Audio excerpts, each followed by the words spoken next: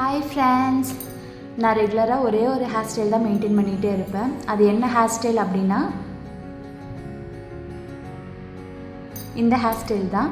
இந்த hair style நான் எப்படி பண்ணேன் அப்படிங்கிறத வாங்க வீடியோக்குள்ளே போய் பார்க்கலாம்.